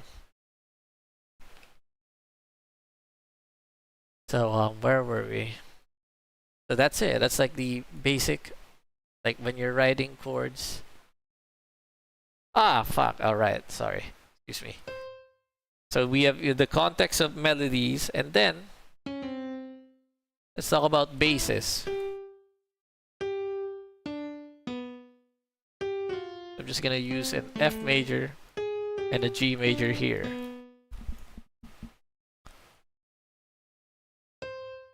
Oh, fine. Let me write that melody again.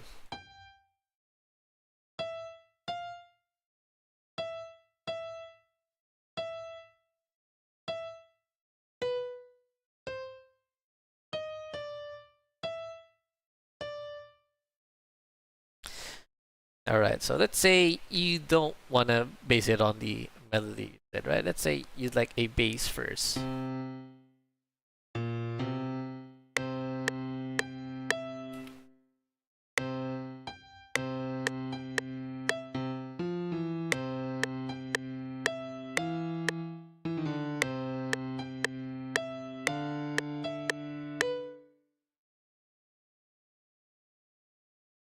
Ah, sorry. What was the... I'm getting tired. Wait, what was the chord again? It was like C major. C major, let's say the C here.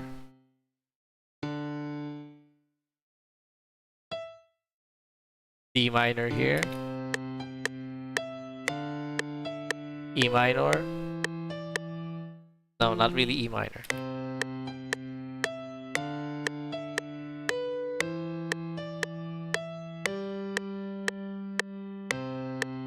So that's your bass.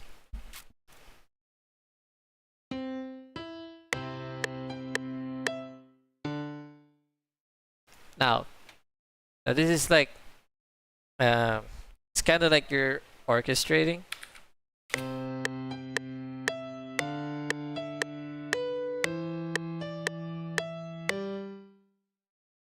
Okay, so what is orchestrating? So basically, it's like taking these three chords, they're like C major. Now, usually you'd use like different instruments for this, but you can do it on the piano. Right? Let's say a C major chord. So you're gonna want the C, the first note, to be lower.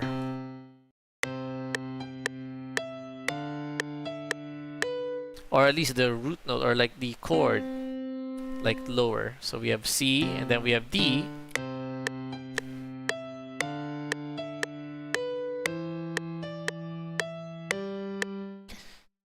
So C, that would be a C major, and what you want to do is like the, let's say E. So the other, like the last two notes, we put it maybe here on the middle. And you can either go up, because what is the notes for the D minor chord? It would be F and A, right? Or you can go down to F and D. Okay, no, sorry. You could go up to the F and A.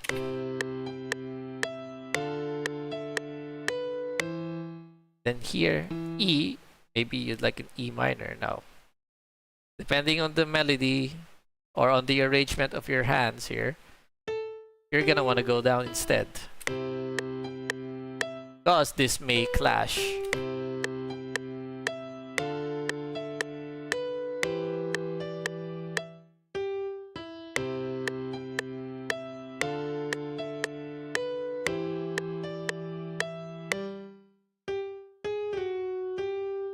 And then of course G, you could either put it here,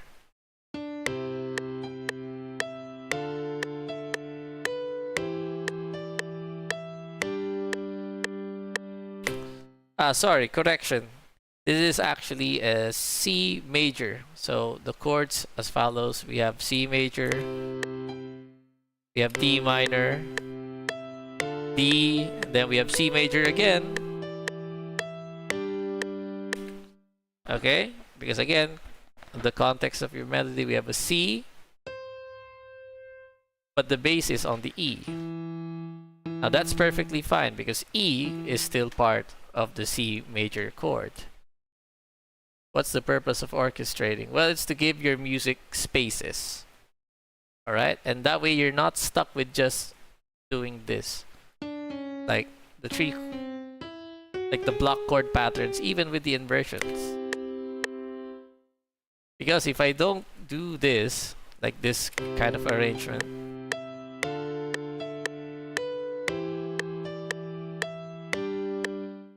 you're gonna have to do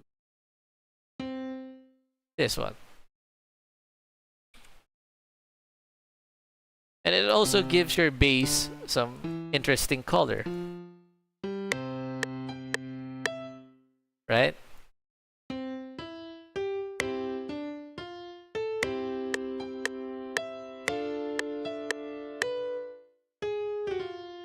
Then back to C.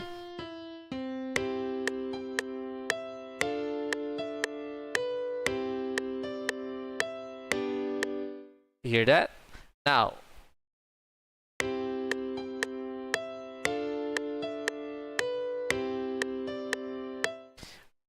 but when you like split these notes to like a bass and then like a chord section here, it turns a little bit more, it turns a little more interesting. See that? And I only use C. What's this? C, D minor, C, and G. Just 3 chords. And it's already sounding a little different. You could actually do that. Instead of just like using the block chord or like an inversion, you could toss it around in the ranges. So let's say we have C major.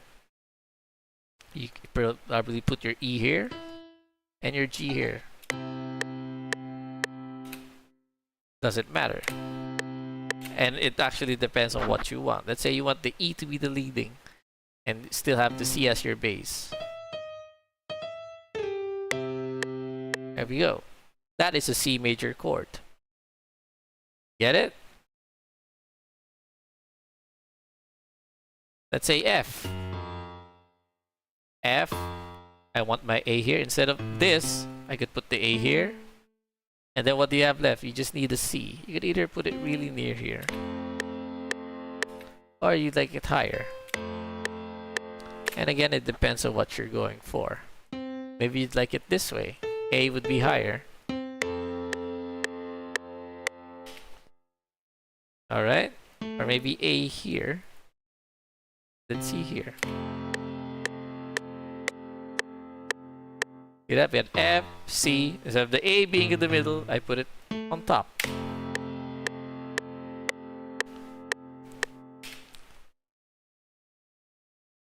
You got it? Can be? Alright. And if you're gonna write chord based around like a bass line, or like a continuo basso, I forgot what it's called.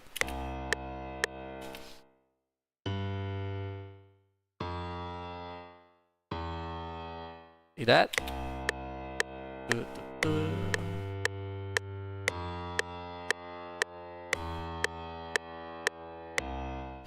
So let's think of a chord progression based on this. So we have a C, right? So maybe we could put the E here. And you could actually repeat notes too. Maybe a G here, or maybe another C.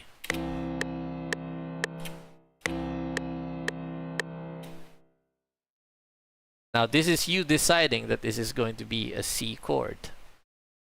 Because the thing, if you're gonna write chords this way, like you're missing a note, like G.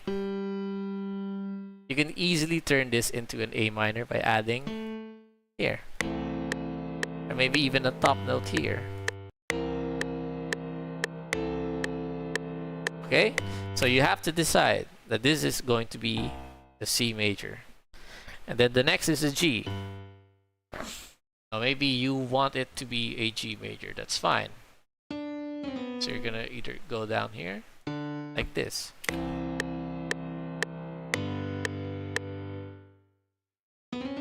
Now there's a lot going here that I haven't explained yet. But the idea is to toss around the 3 notes in different ranges. So G major. Now always go for the nearest, like here, C.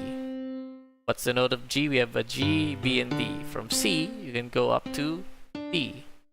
And since you decided that you wanted to be here, you could either go down here again, or skip to a G.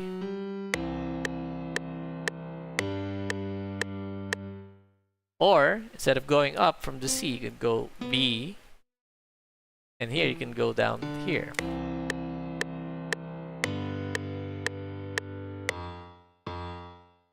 And then we have an F. Now you could either go D minor or F major.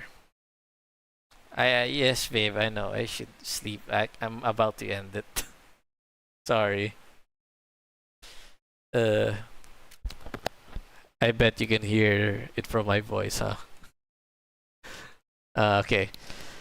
Now you can either go D minor or F major. Now what are the notes of F major? We have F, A, and C. Consider the last notes, by the way. So here we have a B. You can either go up again, but then here you started on D. You can either go down, and this is what it sounds like.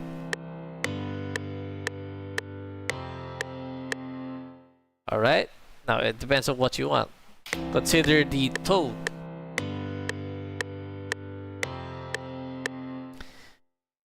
Or maybe you'd like, instead of going up, you can go down here.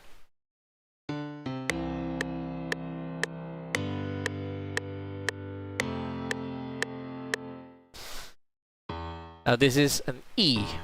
Now you can either go... Now let's say this is just going to be an E minor. So from E minor, the last note is an A. What are the notes of an E minor? We have E, G, and B. So from A, you're gonna go up to A, B, B. And then C, we're gonna go down to B.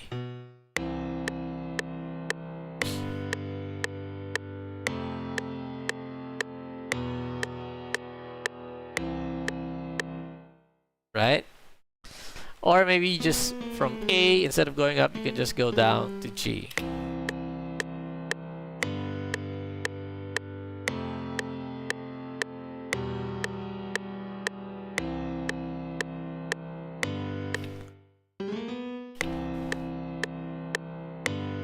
Or maybe this cycle's better. Da da da da da da. Da da da da da da da da da da da. Yeah, that cycle's better. So it depends on what you know. As long as you know the 3 notes of a chord, you can toss it around the ranges. Although, okay, wait, one more example. So now if you're gonna do this, like you're gonna toss it around, right? On the different ranges, consider like the distance from the note. Let's say from C to G, that's a C in a G chord. Maybe you want the E here and then the C here. Now you could either go up, because that's like the nearest, and G has a D note. And then the next voice here, you could either go down, or you can skip up to the next one.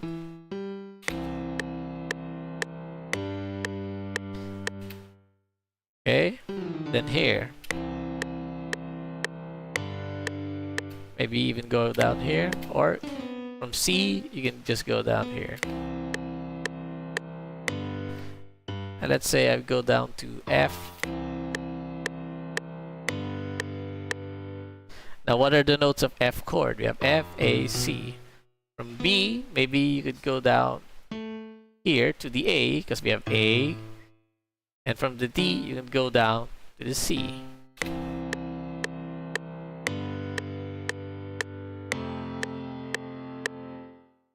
And then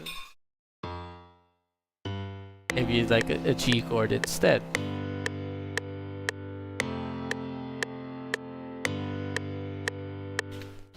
Alright. It is 3 a.m., huh? Alright. So let me, what do you call this? Summarize what we've gone through. First off, the different minor scales. So how do you find the minor scale? From a major scale, let's say C again.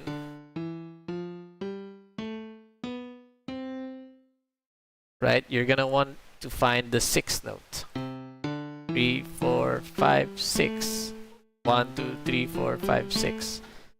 And then from the 6th note, you're gonna put here, it's an A. So any A, start on the A. And then the same scales. That is what you call the relative minor scale. And then, excuse me, we have the harmonic minor, which is you just sharp the 7. What is the 7th of A? This one, the G. So you just sharp it or you raise it a half step. And that is the harmonic minor 7. And then we have the natural minor. I haven't really talked about this, but just for, just like knowing things. You need the 6th note, which is F. You need that sharp, and of course the 7th note as well. So this is relative minor. This is harmonic minor, and this is natural minor. Okay?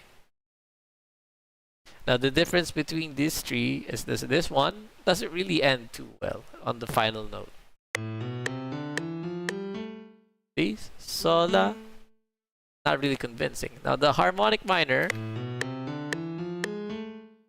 has a more convincing ending, but it does give off a particular color or a particular feel you want. So some people might say it's Arabic or Egyptian.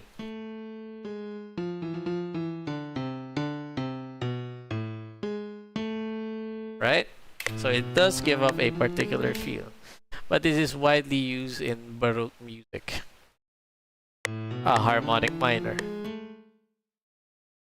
And then a natural minor. Now compared to here, the ending is also convincing. So get it? But with the addition of like F sharp,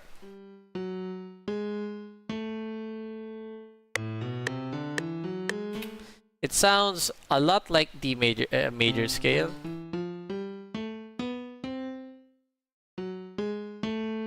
But see? Because when you look at the major scale, A, B, C, it's a whole step and then a half step. And then for the natural minor, since we have an F sharp and a G, that's a whole step and then a half step. Okay? So it sounds closer to its major counterpart. So that is natural minor. Then we talked about writing chords. Now my rule of thumb is that that the C usually goes like some chord progression, like a C, when you're writing, it usually can gravitate to either a G, the fifth, or a fourth.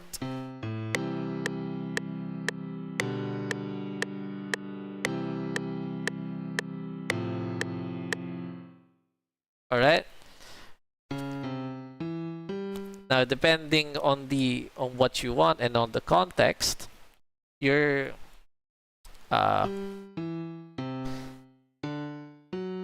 like, sorry, wait.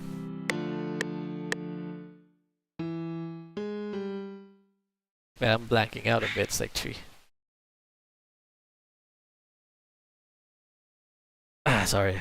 So, I think I'll just make it simple. C, like the first chord, usually gravitate towards a G or a fifth chord. In this case, it's like G chord. Now you could either go back or you can go to the fourth chord.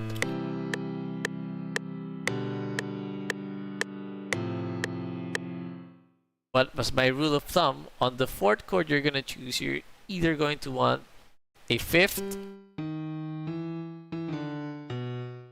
or a fourth.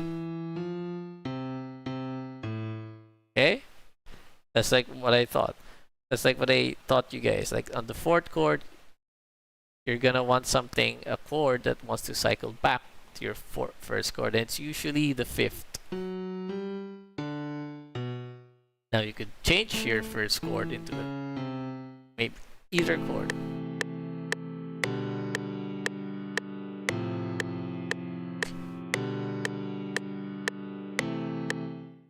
As long as you have the fifth chord as the fourth chord, you be able to cycle back to your chord progression.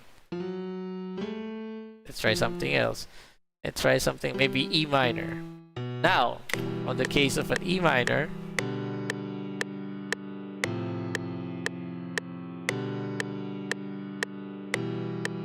you know, it'll cycle back, sorry. Sorry, excuse me. G major. What was I saying? E major. Ah, okay, sorry. So from, let's say, from a C major, from a major, you'd probably want to go to a minor.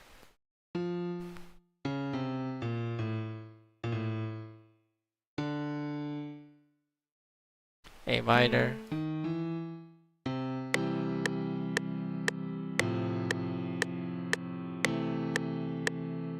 And to a G.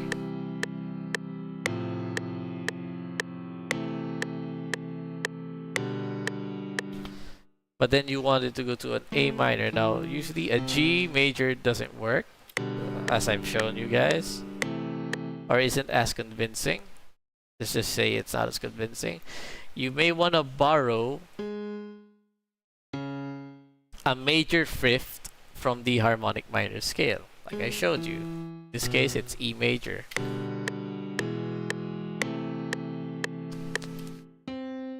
Okay? And on the context of like writing choruses, like let's say your ending chord is a G, like you're gonna push it to the chorus. Now, usually again, you just want to go for a C or an F even.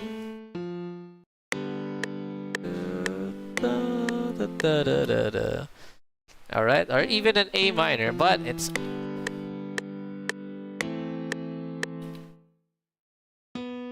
but if you're gonna go for an E minor, like it's not as in the context of chorus, it's not convincing, simply because G and an E minor shares two notes, which is a B, G, which is a B and a G. Alright? because that having like two more of the same notes doesn't really make much what do you call this, like movement, as opposed to like using a C instead, or an F,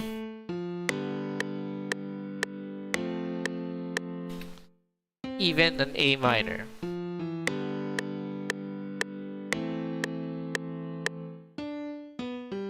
Okay, you guys get all that? It's like, sorry, I'm like fumbling on my words like towards the end. And also, I really, really don't like it when someone interjects. So I guess I'll make that a rule. Ah. Well, anyway, guys, I'm gonna end the stream. Thank you for watching, and I'll see you all maybe March or Feb. But yeah, thanks for watching. Bye, guys. I'm gonna go sleep.